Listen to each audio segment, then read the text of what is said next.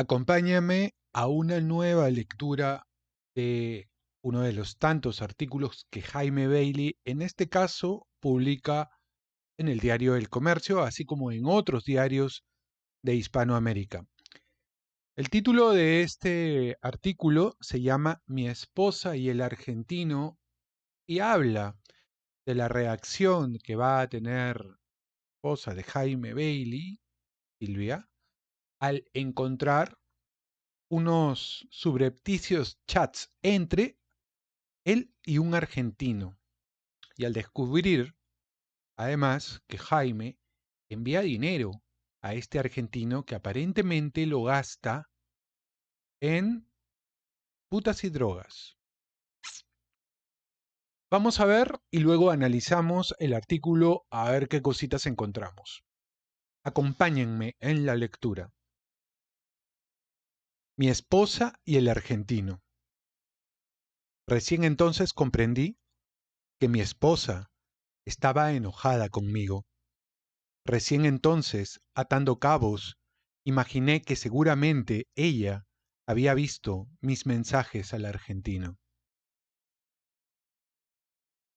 En vísperas del cumpleaños de mi esposa, que ha sumado 36 años de vida contemplativa como escritora y de vida aguerrida como karateca, tenista y corredora, y que con su habitual modestia no deseaba ninguna celebración escandalosa por su aniversario, no tuve mejor idea que enviarle $500 a un argentino que me escribe de vez en cuando desde Buenos Aires pidiéndome dinero, alegando que la crisis se ha ensañado con él. Como mi esposa me había pedido que no le mandase más dinero a ese argentino, preferí no decirle nada a ella por temor a que se enfadase conmigo. Sin embargo, olvidé borrar los mensajes que intercambié con el argentino diciéndole que le había enviado la plata, la mitad lo que él me había pedido, o la mitad de lo que él me había pedido, y rogándole que no la gastase en drogas, tragos y prostitutas. Esa misma tarde, hacia las 7, ya oscureciendo, estaba maquillándome en el cuarto de baño del primer piso de mi casa, ya vestido de traje y corbata, listo para salir a la televisión, cuando mi esposa, desde la mesa del comedor, me pidió mi tableta electrónica. Necesito bajar unas fotos tuyas para tu cuenta de Spotify, me dijo. Ningún problema, saca mi tableta del maletín, le dije, y seguí maquillándome sin advertir el riesgo que se cernía sobre mí. Tardé unos 10 minutos en maquillarme. Sin que yo la viera, mi esposa abrió mi tableta, bajó las fotos que necesitaba y seguramente leyó los mensajes que yo le había escrito al argentino confirmándole la transferencia del dinero. Soy tan tonto y despistado que no imaginé que eso ocurriría. Por eso salí del baño, ya con la cara pintada, me despedí de ella con un beso y me dirigí, tan contento, al estudio de televisión, sin sospechar que lo peor estaba por venir. Regresé a casa a las 11 de la noche, una hora antes del cumpleaños de mi esposa. La encontré tomando vino, de un humor sombrío. Me decía cosas ácidas, corrosivas, sin aludir al argentino. Me decía que yo era un tonto, que andaba regalando dinero a los pedigüeños de medio mundo, quienes se aprovechaban de mi candor. Pensé que estaba cansada, malhumorada. Pensé que el vino la había tornado mezquina. No di importancia a sus comentarios. Cené algo frugal, ella a mi lado, la mirada esquinada, y luego subí a mi habitación mientras ella salía a pasear al perro. En ningún momento pensé que debía haberle contado a mi esposa el despacho del dinero al argentino. Sabía que eso le sentaría mal y no quería indisponerla en su cumpleaños. A las 12 en punto de la medianoche, a ambos en ropa de dormir, abracé a mi esposa, la besé y le dije feliz cumpleaños. Ella estaba sospechosamente seria. Poco después, tendidos en la cama, quise besarla, acariciarla, amarla, pero ella me frenó en seco. Me miró con su desusada seriedad y me dijo que estaba cansada y prefería irse a dormir a su habitación. Se marchó ofuscada.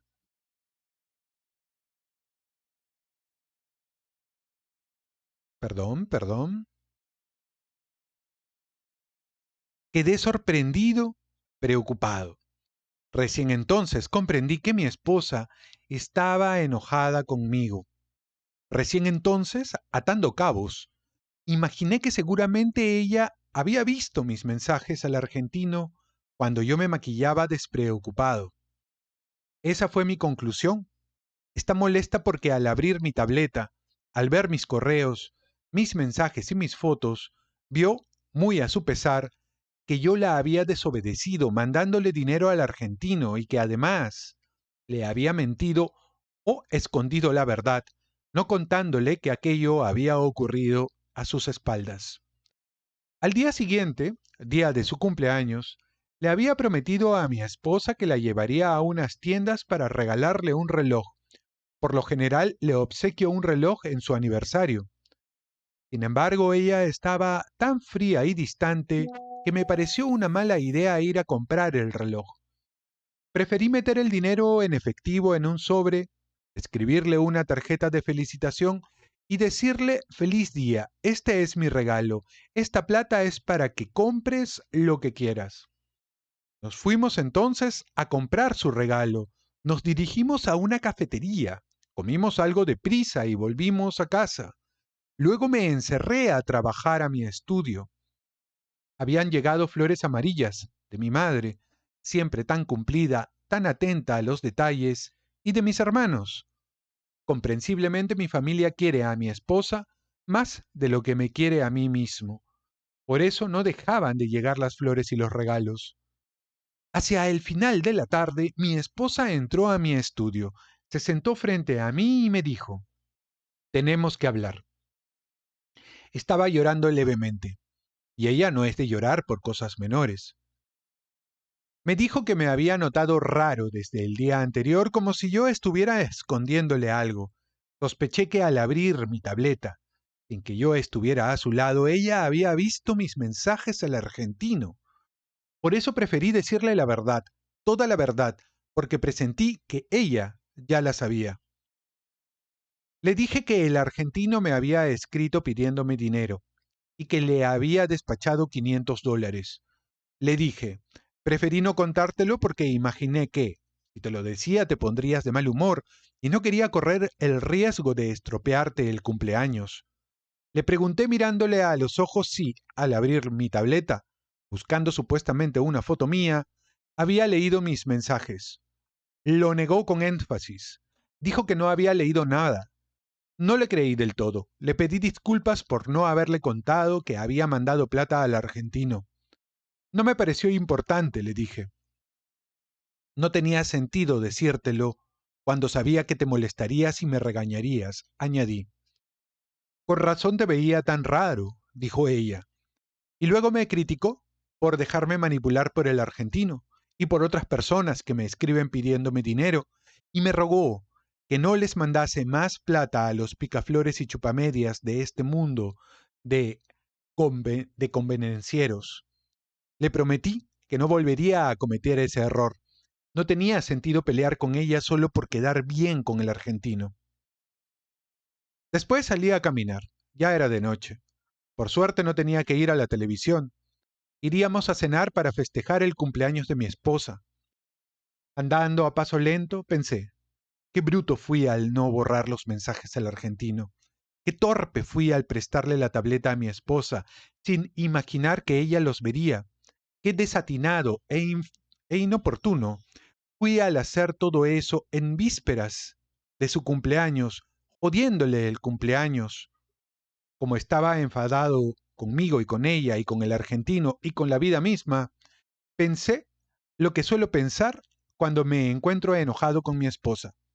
Gasto mucho dinero, Debo ponerle un límite a las tarjetas de crédito. También pensé, mejor no viajaremos a las montañas y la nieve en 2 semanas. Mejor nos quedaremos en casa. Finalmente pensé, en pocos meses, cuando cumpla 60 años, compraré un apartamento en Buenos Aires para escaparme de vez en cuando y dar rienda suelta a mi pasión argentina sin que nadie lea mi tableta y mis mensajes. Aquella noche, fuimos a cenar al restaurante que mi esposa eligió. Ella comió ostras y carne roja y bebió champaña y vino tinto. La vi contenta, contentísima, recuperada del incidente. Fue una cena espléndida. Nuestra hija de 13 años estaba feliz y cuando ella está feliz, no para de hablar. De pronto todo volvía a estar bien. De nuevo éramos felices y la sombra del argentino se había desvanecido. Llegando a la casa, ya pasada la medianoche, nuestra hija se retiró a dormir y mi esposa salió a pasear al perro. Más tarde, tendidos en la cama, sentí que ella me había perdonado por no contarle lo del argentino. Me dejó besarla, acariciarla, amarla. Le dije, no he amado a nadie como te amo a ti. Le dije, eres el gran amor de mi vida. Luego, ella me dijo, si el argentino sigue escribiéndote, lo voy a poner en su sitio. Le prometí que no contestaría más los mensajes del argentino. Cuando mi esposa se fue a dormir me quedé solo en mi cama, pensando, qué estúpido fui al no contarle que le había mandado $500 al argentino. Qué idiota fui al pensar que debía imponer unos límites a las tarjetas de crédito de mi esposa. Qué necio fui al pensar que no debíamos viajar a las montañas y la nieve en 2 semanas. Y entonces recordé, por si hacía falta, que cuando mi esposa no desea hacer el amor conmigo, soy una persona triste, cabreada y rencorosa, y cuando ella condesciende a amarme, soy una persona infinitamente mejor, un hombre paciente y generoso, risueño y bondadoso. Lo que yo soy entonces depende enteramente de ella. Bien, es interesante, obviamente, cuando leemos este tipo de textos de Jaime, no sabemos exactamente discernir qué tanto es fabulado, qué tanto es producto de su proclividad novelesca o qué tanto es real, fidedigno. Es imposible saber en dónde está la verdadera línea que separa el género autobiográfico del género novelesco cuando él escribe este tipo de textos. Yo creo que, conociéndolo como se le conoce, existen altas probabilidades de que lo que él comenta en este caso sea real. Y puede ser que Jaime esté rindiéndose ante la tentación de dejarse seducir o seducir a un argentino de verdad. Esto denota que, obviamente, en la relación que tendría con su esposa, nuestro personaje, y voy a hablar en términos de personaje porque sí creo que hay un alto grado de ficción en sus historias, creo que nuestro personaje sigue siendo autodeterminista, es decir, se guía por sus propias pasiones, por por su propia necesidad de autodeterminarse y por su propio hedonismo. Es decir, esa búsqueda exagerada del placer que al final es el que ha guiado en muchas ocasiones los pasos de nuestro personaje en diferentes momentos y etapas de su vida. Busca en el placer una suerte de efímera felicidad que luego buscaría y a veces encontraría en alguna otra persona, siendo la literatura siempre una constante en esa búsqueda placentera de la libertad. entendida como yo hago realmente lo que me da la gana. Y parece que esos son los términos que su esposa Silvia habría aceptado. Sin embargo, en ella también subyace mínimamente el deseo de cierta exclusividad, un poco laxa, por cierto, pero que no deja de afectarle, o sea, le afecta realmente cuando, cuando Jaime empieza a tener estos ímpetus. Y cuando ese ímpetu ya no deja de ser solamente un coqueteo, sino que pasa a ser además una transacción, es allí en donde a su esposa realmente le molesta, le perturba, le jode. Y, y ahí es donde nuestro personaje empieza a reflexionar. Pero él no reflexiona en torno a la fidelidad que debería de mantener con la esposa. Él reflexiona en torno a, primero, a no debía haberle prestado la tablet. En otras palabras, debía haber mentido mejor. ¿Mm? Entonces, eh, hay una autocondescendencia y no hay un afán verdadero de adherirse a una recta moral. Sigue siendo bastante relativista la actitud de Jaime en este punto. Al final del artículo hace una segunda reflexión. Él dice, bueno, no debía haberle mandado el dinero al argentino, pero no dice, nunca debía haberme involucrado con un argentino en los términos que me gustaría involucrarme a mí. Y además he contemplado, he jugado con la idea, he coqueteado con la posibilidad de, cercanos mis 60 años, liberarme del yugo conyugal para darle rienda suelta a todas mis pasiones, comprando un departamento en Buenos Aires. Yo no sé si este es el mismo argentino, Lucho Corbacho, o es otro argentino, porque él tiene una fijación con los argentinos. Entonces, fíjate cómo cambia un poco, mejor dicho, cambia cosas para no cambiar nada. No se apega a una relación porque la considera convencional.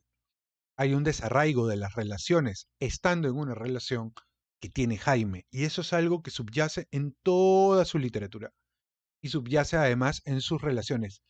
Con las únicas que no ocurre esto, aparentemente son con sus hijas, que tiene otro tipo de relación. Y si ustedes notan, jamás, pero jamás, siendo las chicas ya mayores, ha escrito algo de los novios de ellas. O de ellas. No hay nada, absolutamente nada. A ellas sí, en ellas sí respeta absolutamente la intimidad, más allá de comentar que a veces lo llaman solo para pedir, se comunican con él solo para pedirle dinero, a veces no se comunican con él, pero son a las únicas a las que le respeta absolutamente todo, porque tiene miedo, ahí sí, a perder su contacto. Pero bien, ahora, otra cosa que subyace y que no se dice acá es cómo lleva este acuerdo Silvia, ¿no? O sea, cómo lo maneja ella, cómo lo gestiona ella. Ella no habla con nadie, está totalmente adherida a la relación con Jaime. ¿Cómo lo sobrelleva a ella? Hasta lo que yo he leído y he escuchado a Jaime, nunca lo he comentado. Y no he leído libros de ella, la verdad. Entonces no sé exactamente, por ejemplo, si es que ella ha coqueteado con la posibilidad de estar con otro. Y no recuerdo algún artículo de Jaime hablando de la posibilidad de que su pareja tenga otro pretendiente. Siendo ella relativamente joven, no llega siquiera a los 40, ¿no? Y siendo guapa, además. Siendo guapa, relativamente joven. Bien, El estilo, ya saben, la redacción, la estructura es siempre el mismo, bien coherente, bien armado, bien desarrollado, autoconfesional, pero nunca se termina de redimir. Siempre busca el placer, no busca el bien al final. Busca el arte como una especie de pasatiempo, de placer o de escape, pero nunca como una forma de redención verdadera, metafísica, que vaya más allá de lo material o de lo temporal. Eso nunca se encuentra en la literatura de Jaime. Y bueno, déjenme saber, me intriga un poco este tema de que estando casado coqueteé a mí por estando cuando he estado con enamorada. Imagínense el escándalo que me hubieran hecho que yo he estado con chicas muy tóxicas, la última ha sido muy tóxica. Y yo osaba hacer un comentario, qué sé yo, a la cajera, un comentario agradeciéndole su atención a la cajera de Bond, de Metro, de Vivanda, de Plaza Vea, agradeciéndole su atención, ella me hubiera lanzado una mirada como dardo que hubiera atravesado inmediatamente toda mi masa encefálica y hubiera convivido con el maltrato que hubiera supuesto eh, o que suponía haberle agradecido de repente con un tono demasiado eh, amable, el haber hecho, digamos, ese agradecimiento, ¿no? O sea, por eso nomás. Bueno, me imagino, imagínate, no me imagino el caso de estar casado y mandarle dinero a una mujer, a otro hombre, y estando y aceptando públicamente que tengo la proclividad de conocerlo. Ajá. Ya me dirán ustedes qué piensan al respecto. Los veo en el siguiente video. Chau, chau.